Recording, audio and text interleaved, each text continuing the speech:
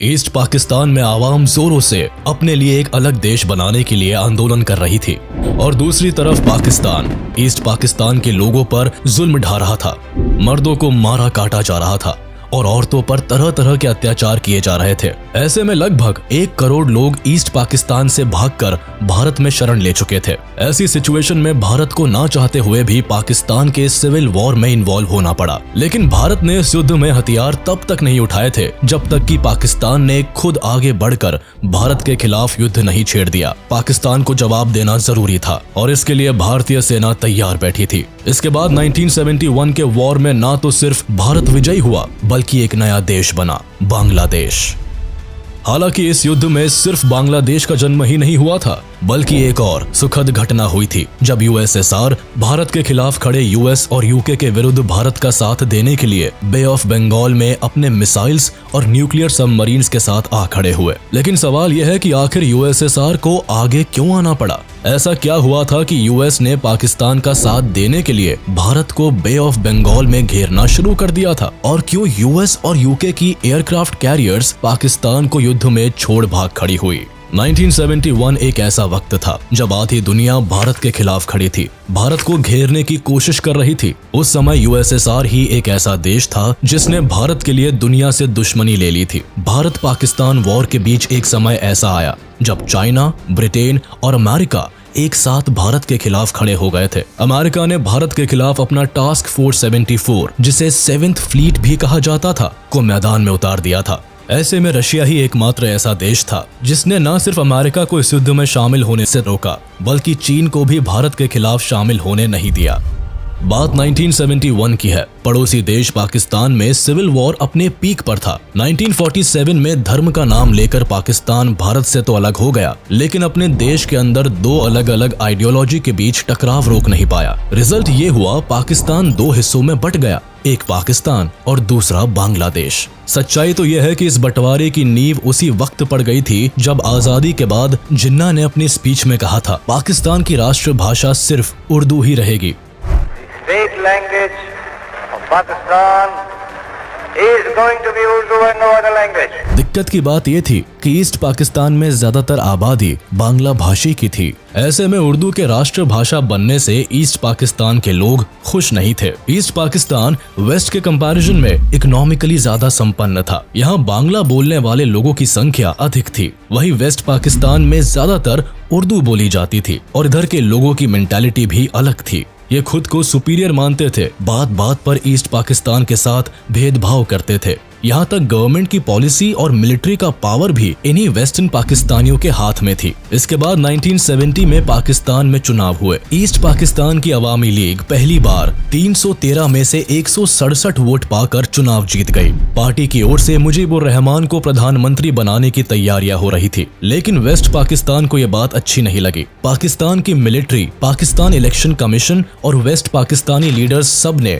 एक साथ मिलकर इलेक्शन को ही कैंसिल कर दिया। चुनाव जीत जाने के बाद भी मुजीबुर रहमान को कुर्सी नहीं दी गई। जो डिस्क्रिमिनेशन ईस्ट पाकिस्तान सालों से महसूस करता आया था, इलेक्शन कैंसिल होने के बाद उसे देख भी लिया था। ईस्टर्न पाकिस्तान के लोग इस भेदभाव को सहन नहीं कर पाए और उन्होंने पाकिस्तान के खिलाफ बगावत कर दी और अपने लिए एक इंडिपेंडेंट देश बांग्लादेश की मांग कर दी। এবারে সংগ্রাম আমাদের মুক্তির সংগ্রাম, এবারে সংগ্রাম স্বাধীনতার সংগ্রাম। फिर पाकिस्तान का जुल्म शुरू होता है। 30 लाख से ज्यादा लोगों का कत्लेआम हुआ, लाखों औरतों की आबरू लूटी गई। स्कूल, हॉस्पिटल, हर तरफ पाकिस्तान की सेना निर्दोषों पर लाठियां और गोलियां बरसा रही थी। लाखों की संख्या में लोग पाकिस्तान से भागकर भारत में प्रवेश करने लगे।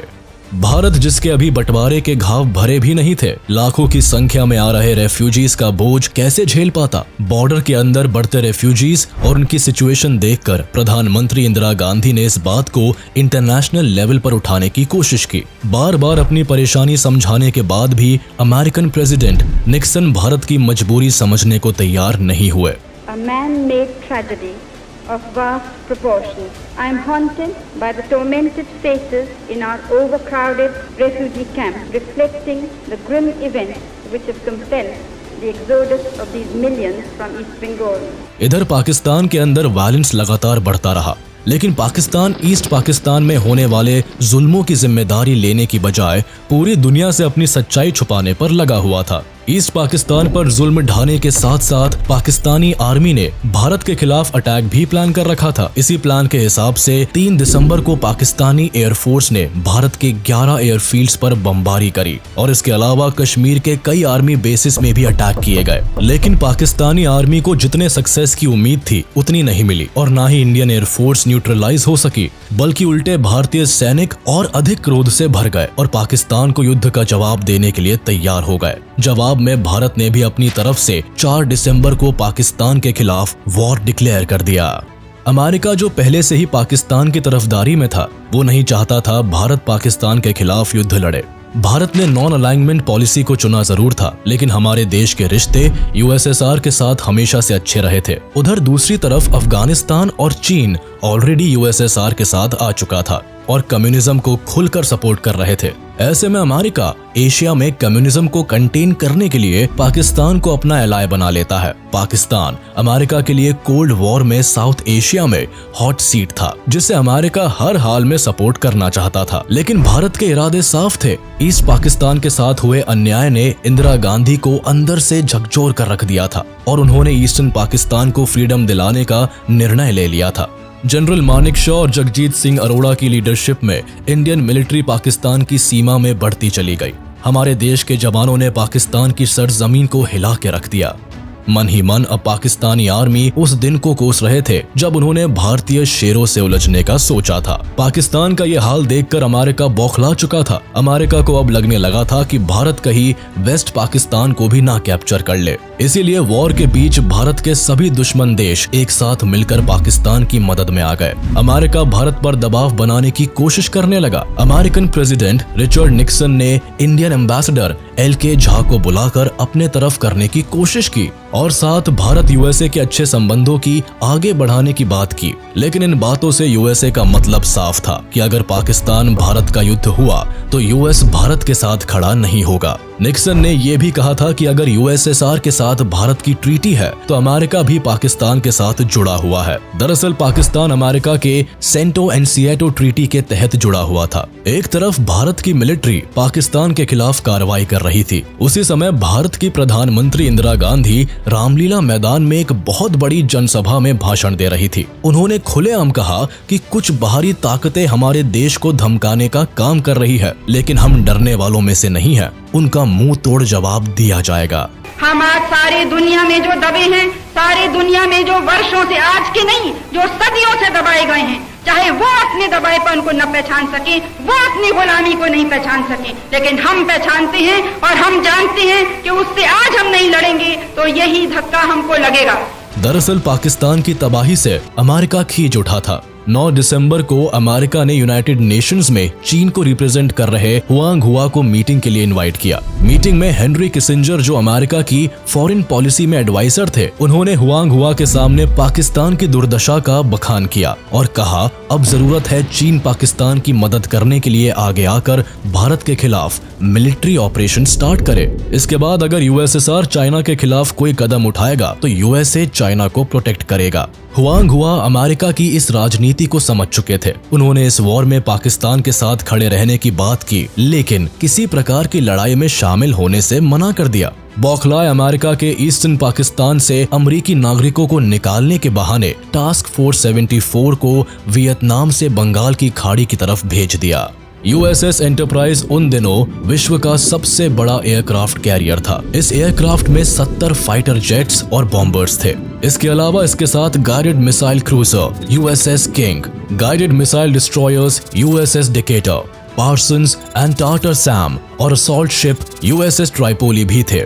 भारत के पास उस समय एकमात्र एयरक्राफ्ट कैरियर INS विक्रांत था, जिसकी तुलना में अमेरिका का 7th फ्लीट बेड़ा काफी बड़ा और पावरफुल था। वॉर शुरू होने से 4 महीने पहले 9 अगस्त 1971 को ही इंडिया ने रशिया के साथ Indo Soviet treaty of friendship and cooperation of 1971 पर सिग्नेचर कर लिया था, जिसमें एक नियम ऐसा भी था कि जब भी भारत पर कोई फॉरेन पावर अटैक करेगा तब USSR को भारत की रक्षा करनी ही होगी।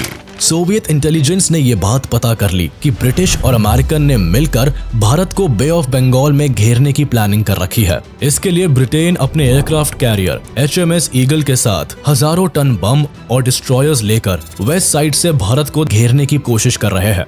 वही American aircraft carrier bay of Bengal में बांग्लादेश की तरफ से भारत को उलझाने के लिए निकल पड़ा है, जिसके बाद सोवियत गवर्नमेंट भारत की मदद के लिए तुरंत जुट जाते हैं। वहीं दूसरी ओर 10 दिसंबर को इंडियन इंटेलिजेंस एजेंसी के हाथ अमेरिकन प्रेसिडेंट का वो मैसेज हाथ लगा जिसे उन्होंने अपने सेक्रेटरी किसिंजर के लिए भेजा था, जिसमें लिखा हुआ था कि उनका 75,000 टन न्यूक्लियर एयरक्राफ्ट कैरियर अपने निर्धारित स्थान पर पहुंच गया है। इसके अलावा कुछ और बातें भी सामने आई, जिसमें अमेरिकन प्रेसिडेंट निक्सन ने कहा था कि जब तक भारतीय सैनिक पूरा पाकिस्तान छोड़कर वापस नहीं चले जाएंगे तब तक वह वॉरशिप आगे बढ़ता ही रहेगा। अब अमेरिका की मंशा साफ हो गई थी। इसके तुरंत बाद इंडिया ने सिक्योरिटी ट्रीटी के तहत मॉस्को से मदद मांगी। इसके बाद 13 दिसंबर को USSR ने एडमिरल व्लादिमीर क्रुगल्याकोव की कमांड में एक 10th ऑपरेटिव बैटल ग्रुप के अंडर न्यूक्लियर आर्म्ड फ्लोटिला भेजा। USSR ने 2 टास्क फोर्स तैनात किए थे, जिसमें कुल मिलाकर क्रूजर्स, 2 डिस्ट्रॉयर्स, 6 सबमरीन्स और सपोर्ट वेसल्स थे। दरअसल USSR अमेरिका को अपनी सेना का दम भी दिखाना चाहता था। भारत USSR के बीच हुई ट्रीटी की वजह से USSR ने चीन को भी इस वॉर में भारत के खिलाफ नहीं बोलने दिया। ब्रिटेन और अमेरिका मिलकर भारत को 2 तरफ से घेरकर ईस्ट पाकिस्तान को अलग करने से रोकना चाहते थे, लेकिन दूसरी तरफ इस 2 तरफा खतरे का मुकाबला करने के लिए और इन्हें इंडियन कोस्टल्स के करीब जाने से रोकने के लिए USSR अब पूरी तरह तैयार था। इसी दौरान मॉस्को ने अपने वॉरशिप्स को अमेरिकन और ब्रिटिशर्स को इंडियन वॉर जोन के करीब जाने से रोकने का आदेश दिया। अमेरिकन को धोखा देने के लिए USSR ने एक गजब की रणनीति अपनाई। उन्होंने प्लान किया कि जब अमेरिकन सामने आए तो सारी सबमरीन्स को सी लेवल पर उठा लिया जाए, जिससे कि अमेरिकन फ्लीट को ये लगे कि वो चारों तरफ से USSR की सबमरीन से घिरे हुए हैं। ऐसा ये दिखाने के लिए किया गया था कि हिंद महासागर में USSR ने कई सारे सबमरीन्स और डिस्ट्रॉयर्स लगा रखे हैं, जिससे कि अमेरिकन धोखा खा जाए और इंडिया पर किसी तरह का अटैक नहीं करे। ये प्लान USSR के लिए वर्क भी कर गया। थोड़ी ही देर में USSR के कमांडर ने 7th फ्लीट के कमांडर का मैसेज इंटरसेप्ट किया, जिसमें British warship in-charge admiral Gordon American 7th fleet captain से कह रहे थे कि सर, हमने काफी देरी कर दी है। यहाँ ओशन में पहले से USSR बड़ी भारी मात्रा में सबमरीन्स के साथ पहले से आ चुका है। मैसेज मिलने के बाद US की वॉरशिप्स इंडियन वाटर टेरिटरी में एंटर करने के पहले ही रुक गई और श्रीलंका की तरफ से निकल गई। वहीं दूसरी ओर ब्रिटिश सबमरीन्स ने भी मेडागास्कर का रुख कर लिया और इस तरह से USSR की सूझबूझ ने INS विक्रांत का काम आसान कर दिया। वहीं दूसरी ओर भारत की सेना का पराक्रम भी पूरे जोर शोर पर था। भारत की सेना ने ढाका को तीनों तरफ से घेर लिया। ढाका में गवर्नर हाउस के अंदर पाकिस्तान के आला अधिकारियों की मीटिंग चल रही थी। भारत की सेना गवर्नर हाउस तक जा पहुंची। हमले से घबराकर पाकिस्तान आर्मी जनरल आमिर अब्दुल्ला नियाजी ने भारत को युद्ध विराम का संदेश भिजवाया, लेकिन भारत के लेफ्टिनेंट जनरल जगजीत सिंह अरोड़ा ने यह कहकर मना कर दिया कि अब कोई युद्ध विराम नहीं होगा, सिर्फ पाकिस्तान को सरेंडर करना होगा। 16 दिसंबर 1971 को 93,000 सैनिकों के साथ पाकिस्तान के जनरल ने सरेंडर कर दिया और फिर इंदिरा गांधी की एक डिक्लेरेशन, ढाका अब स्वतंत्र है, के साथ वॉर समाप्त हुआ। लेकिन एक सवाल हर इंडियन के मन में जरूर उठता है कि आखिर अमेरिका ने भारत के खिलाफ अपना टास्क फोर्स क्यों उतार दिया था। दरअसल इंडिया की USSR से बढ़ती हुई नजदीकियां अमेरिका को खल रही थी। ये वो दौर था जब USSR अपने पांव बड़े कर रहा था और ये बात सुपर पावर अमेरिका को बिल्कुल भी अच्छी नहीं लग रही थी। भारत पाकिस्तान वॉर में एक तरफ जहां अमेरिका, चाइना और ब्रिटेन पाकिस्तान की मदद कर रहे थे, वहीं USSR भारत के लिए एकमात्र सहारा बना हुआ था। अमेरिका के भारत पर खफा होने की एक वजह अमेरिकन प्रेसिडेंट निक्सन की रेसिस्ट सोच भी थी। अमेरिका को इस बात का भी डर था कि अगर पाकिस्तान में भारत जीत गया तो एशिया में USSR का विस्तार और अधिक बढ़ जाएगा।